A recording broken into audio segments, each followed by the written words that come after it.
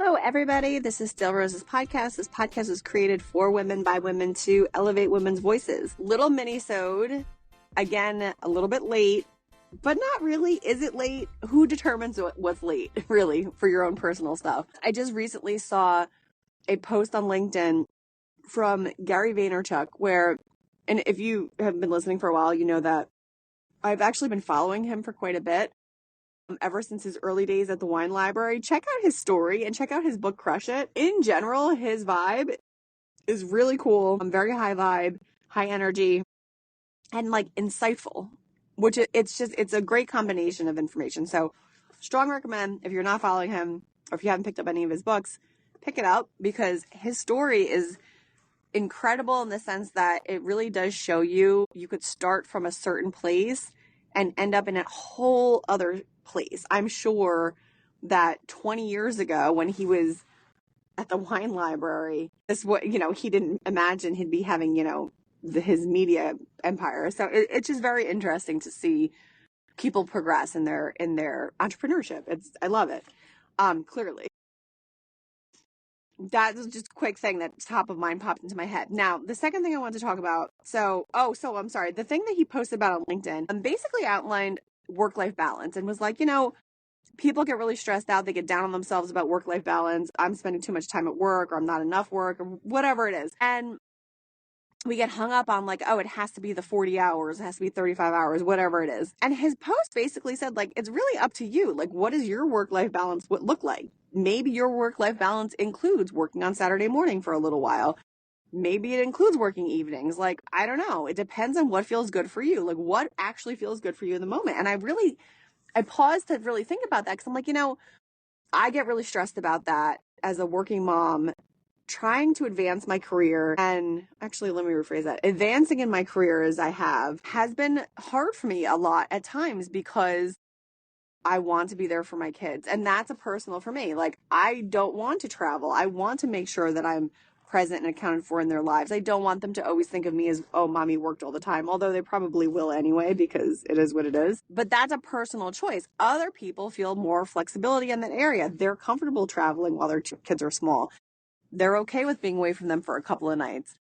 I know a lot of people that go on vacations without their kids, and a lot of people strongly recommend that. I can't get my head around that just yet, but nevertheless, work-life balance is really what you need it to be, and you have to make it work for you.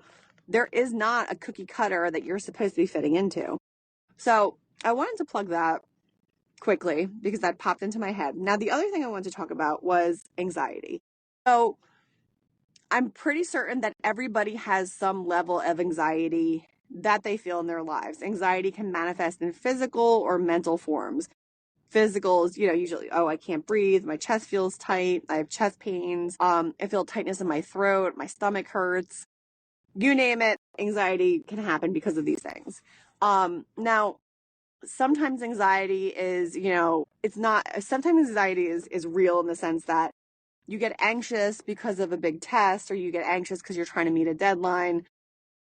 There's a reason why you're feeling anxious. Sometimes there is no logical, plausible reason to feel anxious. And I want to elaborate here. I'm going to share personally. So, for example, I started a new job. If you follow me on LinkedIn, you would have seen it. I started a new job with a new agency, and I really am enjoying it.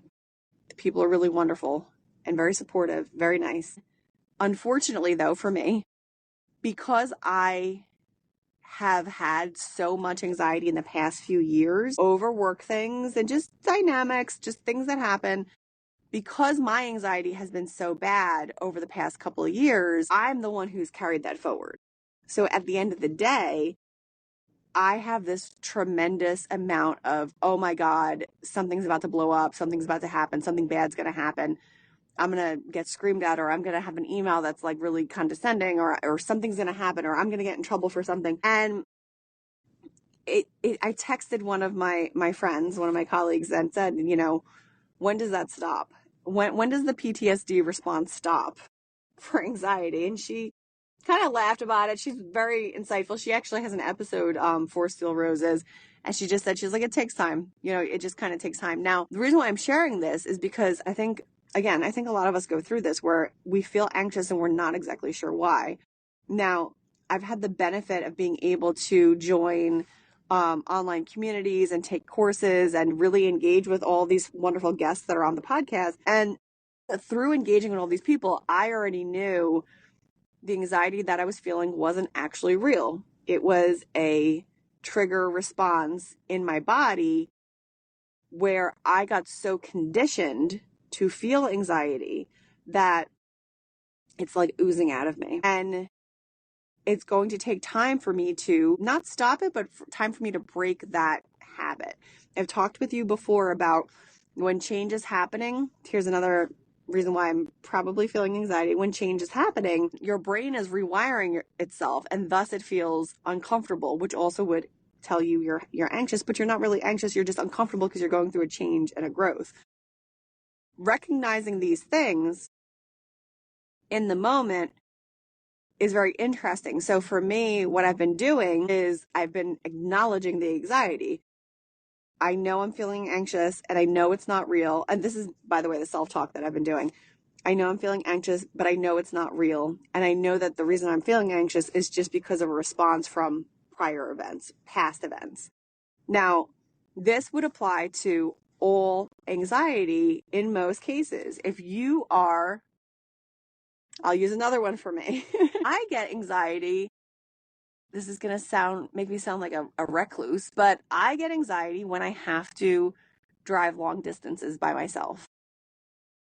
And it sounds a little odd because I try to maintain a lot of independence and I want to lead with independence. But for some reason, when I leave my area, when I leave my town, not just my town, but my area, when I leave my local area, I start to get anxiety.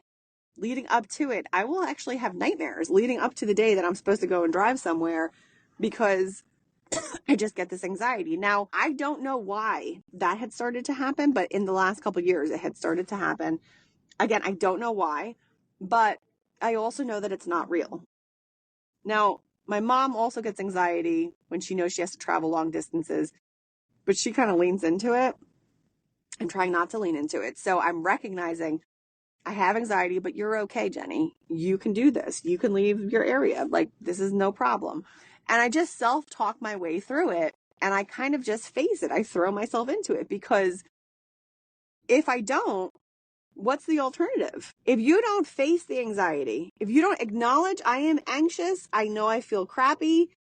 I know that I just need to get through this little hurdle and then I will be okay. If you don't make that choice, what is the alternative? The alternative is you are allowing an anxiety response to hold you captive.